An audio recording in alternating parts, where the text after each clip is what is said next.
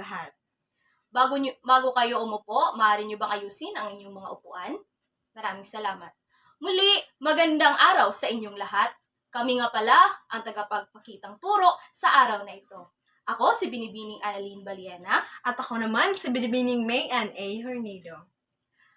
May naaalala pa ba kayo sa ating natalakay nung nakaraang linggo? Binibining Kagatan. Maaari. Maraming salamat, Binibining Kagatan.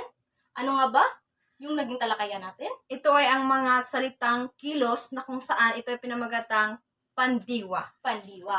So ngayon, bago tayo dadako sa ating formal na talakayan sa araw na ito, may ibibigay lamang kaming kaunting aktibidad para sa inyong lahat. At ito ang pinamagatang Give the name.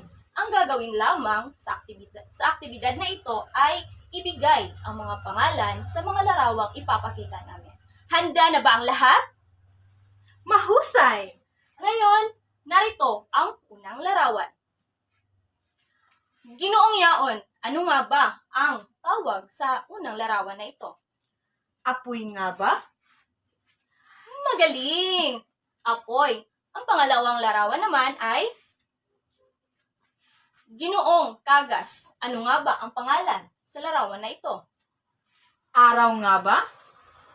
Magaling! Ito ay araw. Napakahusay. Pangatlo, ano kaya ang tawag sa larawan na ito? Binibining Camacho? Baboy nga ba? Magaling! At ang panghuli nating larawan ay Binibining Simafranca. Ano kaya ang tawag sa larawan na ito? Bahay nga ba?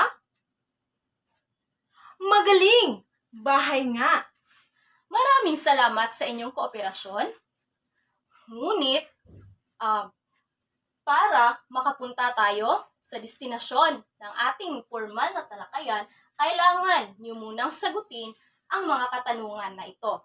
Una, ano-ano ang naging sagot ninyo sa ating ginawang aktibidad? Magaling!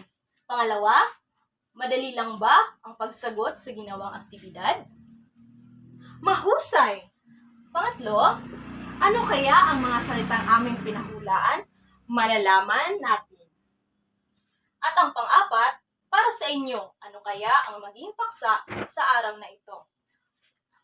Ngunit, bago natin tatalakayin ang paksa natin ngayon, narito muna ang aming mga layunin.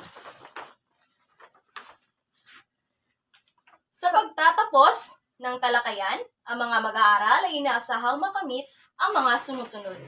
Una, Una, ipapaliwanag ang kahulugan ng diptongo.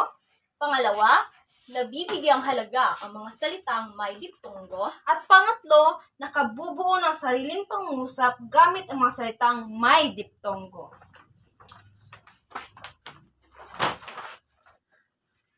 Kaya, dadako na tayo sa ating talakayan na pinamagatang diptongo. Ano nga ba ang diptongo? Ang diptongo ay tumutukoy sa pinagsamang tunog ng isang patinig. Ano nga ba yung mga patinig? Ito yung A, ang E, I, O at U. At malapatinig na wa at ya sa isang pantig. Ito ang mga halimbawa na malalaman natin kung saan nga ba nakaposisyon ang diptongo. Una, posisyon ng dila. Makikita natin dito sa mataas na bahagi, gitnang bahagi, at mababang bahagi. Sa harap, Ang posisyon ng ating dila ay nasa harap. Halimbawa nito ay iw at i. At sa likod naman, ito ay uy. Samantalang, pag ang pagbigkas natin ay nasa gitna, Ito ay nasa harap. ang posisyon ng ating dila. Dila. At kapag nasa mababa naman, ang posisyon ng ating dila ay nasa sentral. Ito ay aw at ay. Narito ang ilang mga halimbawa ng mga salitang diptongo. Pakibasa nga, Binibining Tipudan. Maraming salamat, Binibining Tipudan. Ngayon, para mas mapalalim pa ang inyong pag-unawa sa ating talakayan na tungkol sa diptongo, meron tayong gawain dito. Kumuha ng malinis na papel at sagutan ang mga sumusunod. Ibigay ang mga pangalan ng mga ito. Nakapaghanda na ba ang lahat ng malinis na papel? Sagutan lamang ito ng 2 minuto.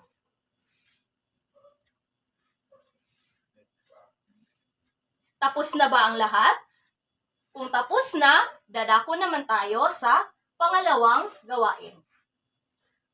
Ito naman ay Bilugan ang salitang naiiba at may diptonggo sa ibaba. Una, banig, kubo, sigaw. Saan ang salitang may diptonggo? Pangalawa, himig, sariwa, hilaw. pangatlo naman, kalabasa, sitaw, talong. Pang-apat, ilong, amoy, lasa. At panglima, batis, langoy, at takbo.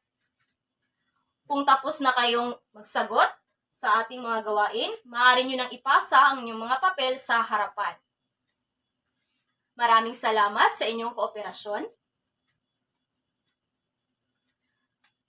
Kung talagang nakinig ang ating mga mag-aaral sa araw na ito, meron lamang kaming iilang mga tanong na sagutin nyo.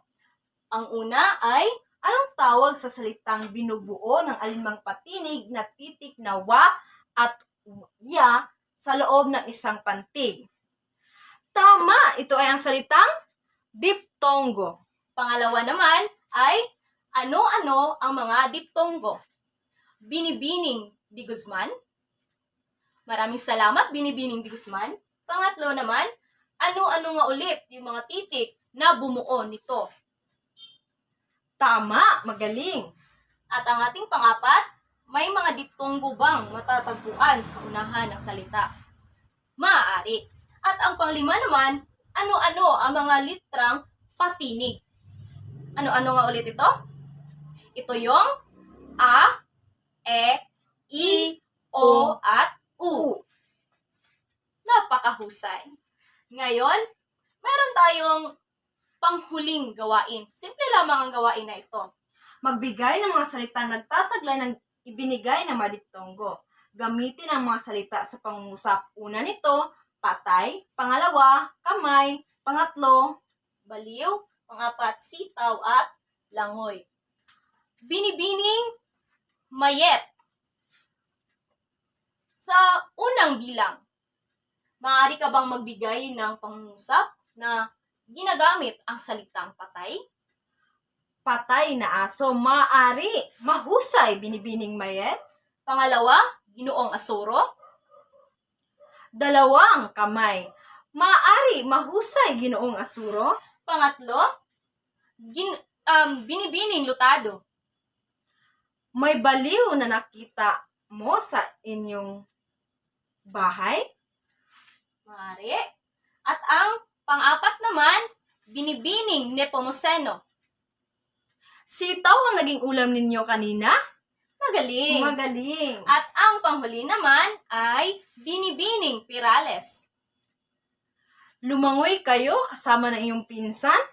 Mahusay. Salamat, binibining pirales. At dito, nagtatapos ang ating talakayan sa araw na ito na pinamagatang Diptonggo. Ngunit, para sa inyong gawain na gagawin nyo sa inyong bahay, ay Isulat sa kwaderno ang mga bagay na matatagpuan lamang sa loob ng inyong bahay at bag na bumubuo sa salitang diptonggo. O humanap kayo ng mga bagay na may diptonggo. Maraming salamat sa inyong kooperasyon at pakikinig. Muli, magandang araw sa inyong lahat.